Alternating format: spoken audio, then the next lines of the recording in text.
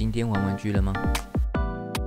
劇場版大禮包3款包1包一起賣，還給你特典包裝哦。本集來看看由好微笑出品的The 合體 Dynaseo Universe 合體 Set Gridman 與 Big Gold 棒片。登場於作品 Gridman Universe， 此系列原作是來自1993年的特攝作品電光超人 Gridman。但我小時候電視播的是美版電光超人。世界觀為原始電光超人 Gridman 的其中一個分支，共計有3部動畫作品。本款這是第3部劇場版末段登場的最終形態。本款是由之前同系列的3款商品所組成，但因為是大禮包版，要有一點誘因，所以有特殊的外包裝作為特點哦。Gridman 象徵由各個分支宇宙與人物心中的 Gridman 和唯一的最終姿態救急的 Gridman。雖然依然以空手格鬥戰為主，不過設定上會一邊攻擊的時候釋放出修復光線，所以被破壞的周遭環境也會及時被修復哦。另外可以自體飛行了，速度猶如閃光，都救急了，有些過分的能力沒有問題吧？外形與原始的 Gridman 大相徑庭吶，比較偏向新系列3部曲的風格，應該說也是比較接近近年來的特攝風格啦，所以會比較花俏一點。身上的顏色很豐富，不過黑色、紅色還有藍色3個主色硬是沒有塗裝哦。其他有塗裝的部分則是採用金屬色澤。另外，這個頭雕真的很帥。格動方面，因為素體有改過了，所以整體上會比原本2019年的 Gridman 來的優秀。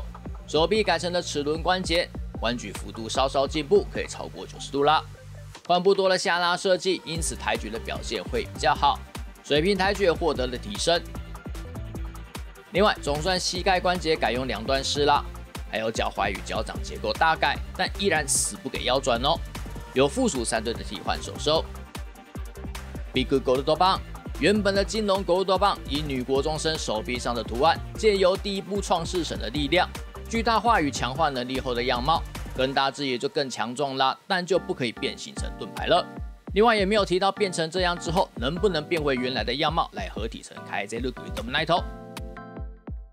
依然是幾乎全龍塗裝，成型色只有軀幹黑色的部位，還有腹部一看就知道是頭盔的紅色部分。身體依然採用發色漂亮的金色塗裝，並且搭配藍色的透明零件。當然最吸睛的還是2片電鍍金色翅膀啦，以及背部一大塊閃閃發亮的偏光背甲。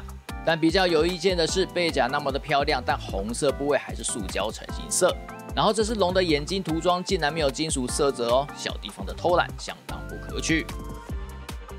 龍頭的結構有一點偷懶啊，頭部跟下顎是共用關節，因此你低頭就不可以張開嘴巴。另外調整幅度也就不高啦。脖子僅有1節的變形機構，但轉起來相當不好看。翅膀僅能向上90度哦，不可以往下轉動。龍尾沒有做多關節設計，哇，為什麼不做？要問好微笑啦。可動就只有根部一處單方向的關節哦，幅度也相當的有限。前肢幾乎是半固定式的，僅能稍微上下擺動。然後前爪的2爪可以單獨活動，但是內側鏤空。後肢根部同樣採用球形關節，腿部整隻不可動，爪子不可開合，僅能單方向的擺動。本款有發光機構哦，就在最搶眼的那片偏光背甲，需要3顆 LR44電池，海外販售應該都不會附屬，需要自己準備。按鈕就是下方成型色的紅色按鈕，共有3個階段，按1下是閃爍，按2下是快速閃爍，按第3下則是橫亮，第4下就是關起來了。與 Gridman 合體，後肢根部內縮之後往上收，頭部的角勢先往前，把龍頭轉向之後再把角勢擺回來，背甲接點翻開，直接接在 Gridman 的背上就完成啦。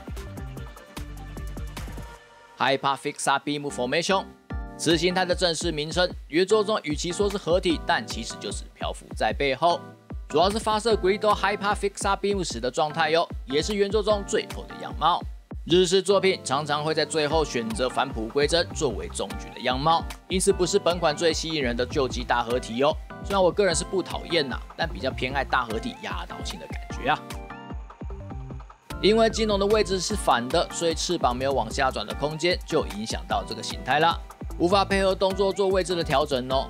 同樣的狀況也發生在龍頭，單純的轉向結構，導致龍頭的角度就限定在這邊，無法展現飛行時的抬舉。還有那條尾巴也是，只有根部可動，嚴重影響了動作的擺設啊。另外，發光機構雖然很漂亮，但此形態 Gridman 在前面就會變成背光哦，拍攝起來就沒有這麼漂亮啦。大禮包3套組大合體，但基本上沒有第2套的局啦。先把本款的大金龍給大卸8塊，注意後置的裝甲也要拆掉哦。後置根部向內縮，腿部轉向與尾巴平行，縮在內側的角飾翻出來，前置的翅膀接點折起來。Dyna-Zeon的4架機體都以合體模式準備好，不過 Dyna Solar 架要先變成龍頭炮，雙手往前舉，並且把腳的龍爪給張開。Dyna Wing 要記得內部中間與機翼兩側的接點都要先翻出來。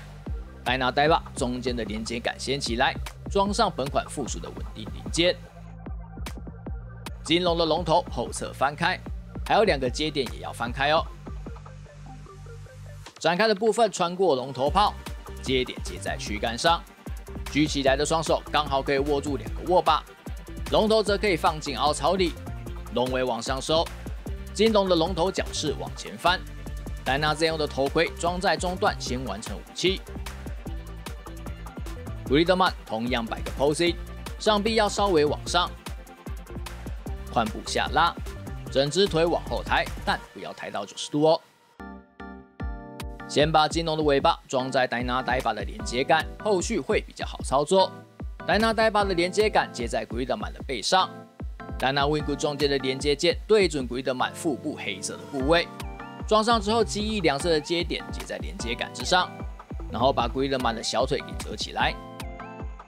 Dyna Solar 裝在 Gridman 的手背上，後輪翻開來，金龍的前爪對準位置裝上去。龍爪有額外的接點可以固定哦。機翼展開，金龍的電鍍金色翅膀裝上去，腳掌轉向之後把龍爪給展開。金龍後置的裝甲裝上去，帥氣背甲上方的扣點翻開，扣在 Dyna Wing 的上方，再往下轉與 Dyna 帶把來固定。最後頭盔角飾翻起來，從後側將頭盔套進去就完成啦。超龍王合體超人 Roku Kaiseru Gridman 集結所有同伴的力量合體而成的終極形態。雖然外形看起來非常的重武裝，但就劇中的表現來看，非常具有機動性哦，有點半人半獸的感覺，因此原作中也會用4肢奔走，看起來也的確是又大又帥啦。然後當你開始把玩之後，就會想哭啦。雖然2個高聳雙肩看起來很高，但基本架構還是建立在 Dyna-Zeon 上。所以頭頂高還是維持在25公分左右，重量上雖然依然是純塑膠啦，不過因為多了不少東西哦，大概就是這麼重。對照原設定，雖然這個形態背後並沒有超帥的披風，不過雙肩的大鑽頭比例有放大哦，龍尾的尺寸也比較大，因此氣勢上的呈現會比原設定來的強烈，但也相對的翅膀好像就略小了一點啊。雖然 Dyna-Zeon 部件幾乎都是塑膠成型色，不過此形態的大合體，因為多數是來自金龍的金色塗裝，還有電鍍零件，因此整體看起來的膠感會降低不少哦。當然膠的地方也依然是膠啦，但至少整體看起來的豪華感還是有展現出來。頭部的可動是原本 Gridman 的頭頸關節，但外形上並沒有太多的阻礙，因此整體來說就是個持平標準。身體因為大胸甲整個都固定住了，所以當然不可動。但就算解除下方的固定，也沒有腰轉關節可以用啊。翅膀因為炮管跟龍尾會互相妨礙，同樣勉強只有1節的可動範圍。手臂整體範圍依然延續原本 Dyna-Zeon 的程度哦，不過根部因為 Gridman 有改成齒輪關節，手感上有稍微好一點啦。但因為左右2個大鑽頭重量大幅提升，保持力還是相當有限哦。腿部算了啦，這腿就這樣啦，根本性問題這個形態也難救了。整體可動幅度跟超合體龍王形態一樣。另外，雖然這個腳掌展開成龍爪，不過整體的可動都沒有提升啦，接地面積增加也沒有用。有附屬2個使用 Roku 內錄的替換手手，但是爪子是採用軟膠材質，這個能夠換成透明零件的話，就會比較好看啦。Dynamic Big Blade 大金龍頭加上龍頭炮所變成的劍，很大把，不過劇中最前方的刀刃應該要很長哦。但本款因為是直接變形，所以長度有一點不足。如果能有替換零件的話，就更好了。放大招的時候，高聳的雙尖磚頭會開始旋轉擊氣。本款的磚頭是可以旋轉的哦，轉動尖端會帶動下層做反向的轉動。但可惜肩膀兩端的藍色部位並沒有發光機構，不然就可以搭配胸甲的發光機構來做聯動，至少在視覺衝擊感的部分可以稍微平衡極度低落的可動性啊。最後是地台支架，附屬的支架都是針對大金龍的展示，要展示超龍王合體超人還是需要Dynazeon附屬的那一根，不過長度僅能讓你立正站好了。而地台前方雖然有作品名稱的燙金字樣，但感覺氣勢有一點弱啊。要是做大片一點，加上大合體的名稱，不就更有氣勢了嗎？對比大禮包第2套的內容物，其實本款並沒有多太多，只是因為金龍變成了大金龍，所以體積變大，還有多了不少電鍍的部分。但整體來說，大金龍的結構還是主要問題啦，設計上都太過陽春了，脖子跟龍尾都幾乎沒關節，以及翅膀關節的活動度不好，都在影響這條漂亮大金龍的把玩啊。而本體 Gridman 的關節有做了程度上的修改，這一點雖然有進步，但成效也還是有限。大合體的腰又不關他的事啊，給個腰轉會怎麼樣嗎？